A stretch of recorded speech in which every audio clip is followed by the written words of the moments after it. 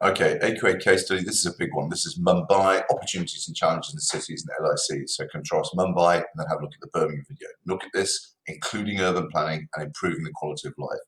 Lots of spec information. If you follow the link at the bottom of the video on the comment page, you can find the actual resource and take your time over it.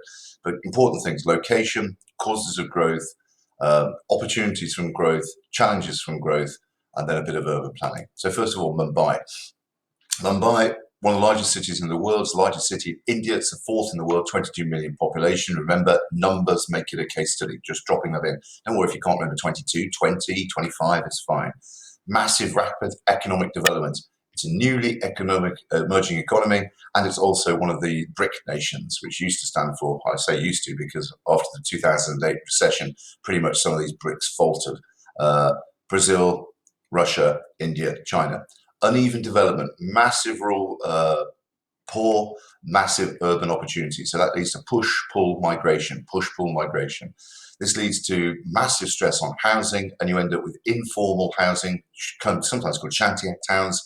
In India, they're actually called busties, and of course, no building regulations. Therefore, they're rife to overpopulation, rapid spread of illnesses, fire, and of course these places are actually in the places where nobody else wanted to build. So often they can be next to streams. You can see a picture here of an open sewer, in fact, with a busty built next to it, again manifesting the problems of poor quality of life. And of course with the tropical climate, that manifests and accelerates any kind of illness.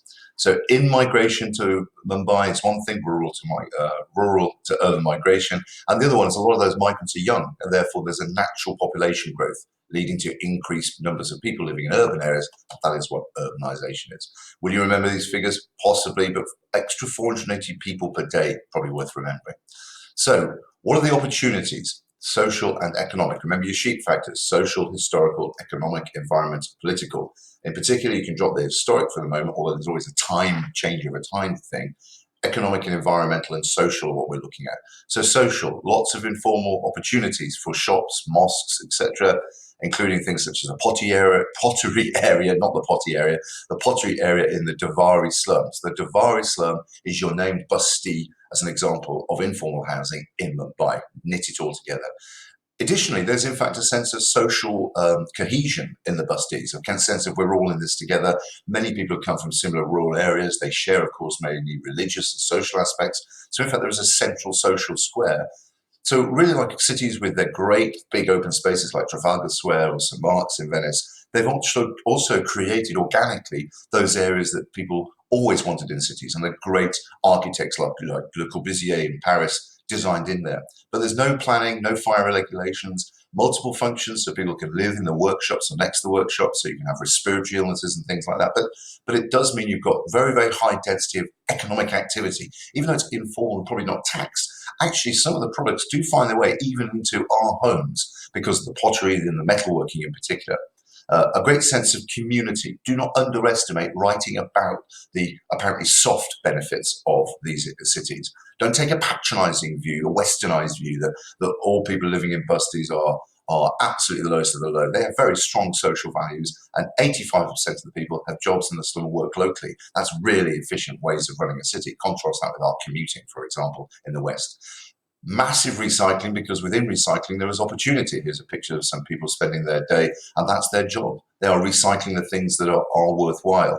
You can pick up how much you like. I love this stat. 80% of Mumbai's plastics are recycled, compared with only about 23% in the UK. Brilliant positive to be able to drop in. It's economic positive, because of course if people are able to have some money, they can spend some money. If they've got to spend some money, you've got a really small scale local multiplier within Davari in particular.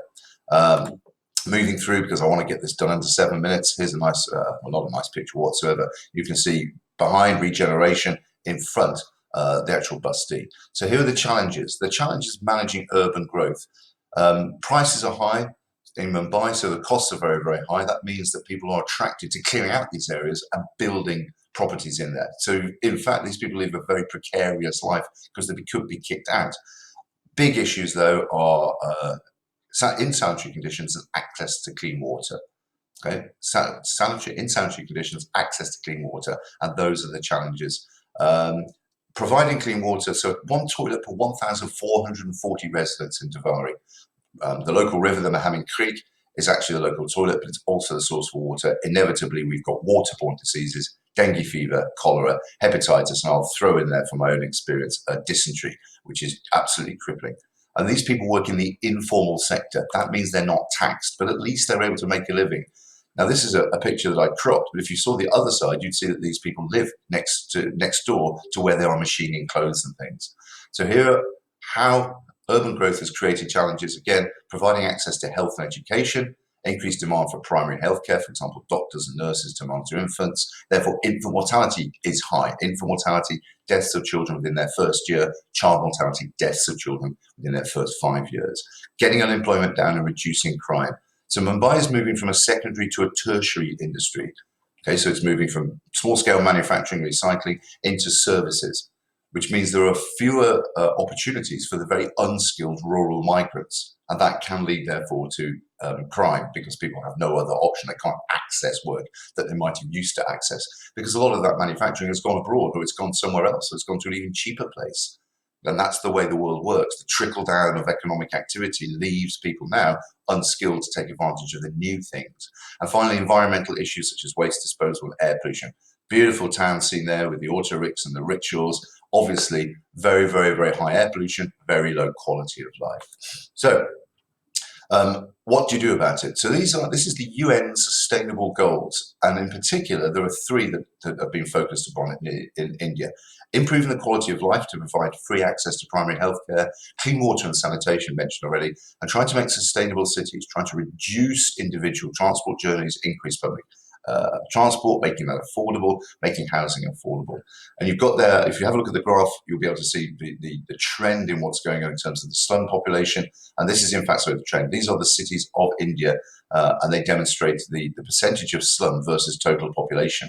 And you can see Mumbai is right here, slum population there, total population there. You can see the vast majority of people in Mumbai live in these slums. So scheme one to try and tackle urban planning to improve the quality. Slum rehabilitation.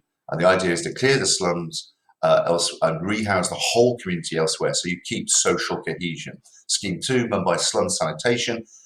Greater than 300 slum sanitation blocks, really simple latrines and toilets to try to improve the quality of life by improving sanitation, the UN goal.